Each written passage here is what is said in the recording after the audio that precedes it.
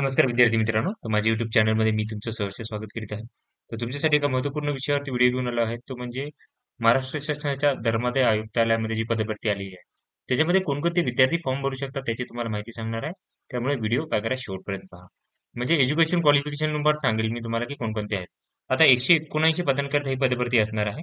आणि तुम्ही जर बघितलं तुम्ही तर याच्यात विधी सहाय्यक आहे, लघुलेखक आहे, उच्च श्रेणी, निम्न कनिष्ठ श्रेणी आहे, निरीक्षक आहे, वरिष्ठ लिपिक आहे. अशी 179 पद आहेत. आता तुम्हाला बघितलं तर मी पदानुसार तुम्हाला हे सांगेल, की आता पहिलं जे पद आहे विधी सहाय्यक 3 पद आहेत. तर यासाठी तुम्हाला कुठलीही विद्यापीठाची म्हणजे लॉची डिग्री तुम्हाला लागेल किंवा त्याच्यानं समतुल्य जी डिग्री असेल ती तुम्हाला काय करावी लागणार आहे.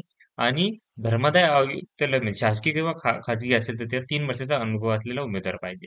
लघुलेखक उच्च श्रेणीसाठी 2 पद आहेत. तर यासाठी तुम्हाला बघा इथं माध्यमिक शालांत प्रमाणपत्र आहे बघा. माध्यमिक म्हणजे 10वी यायला लागेल तुम्हाला.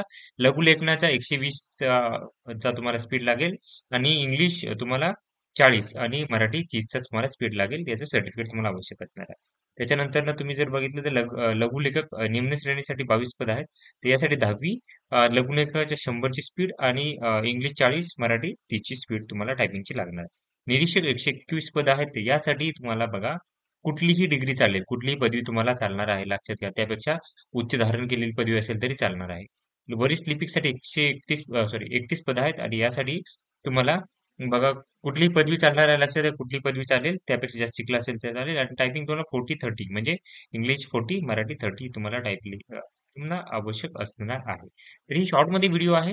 तर तुम्हाला कळाली असेल माहिती. तर अशाच महत्त्वपूर्ण माहितीसाठी माझ्या चॅनलला सबस्क्राईब करा. धन्यवाद.